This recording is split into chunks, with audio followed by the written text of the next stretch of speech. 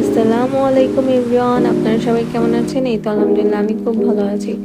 আজকে সকালে ঘুম থেকে উঠেই একটু গরম পানি খেয়ে নিয়েছি, আর তার একটু পরে খেয়েছি রুটি আর একটু গরুর মাংস। আর তারপর আমি বানিয়ে নিচ্ছি এখানে ডিটক্স ওয়াটার। তোমরাও এটা বানিয়ে খেতে পারো, এটা শরীরের জন্য খুবই ভালো। এইটা বানানোর 1 ঘন্টা পরের থেকে আমি খাওয়া স্টার্ট করি। এটা আমি সারাদিনই খাই যতক্ষণ পর্যন্ত থাকে।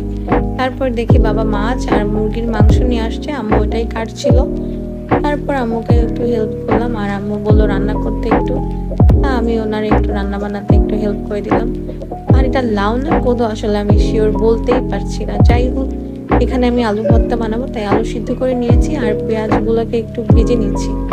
তার মধ্যে একটু শুকনো মরিচও দিয়ে দিলাম। তোমরা তো সবাই জানো যে কিভাবে রান্না করতে হয়, এটা আর না বললাম।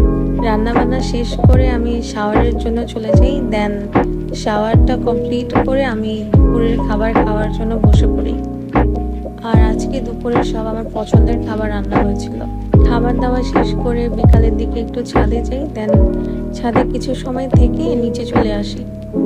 সন্ধ্যার দিকে আম খেয়েছিলাম আর ডিনার করেছিলাম চিকেন নুডলস দিয়ে।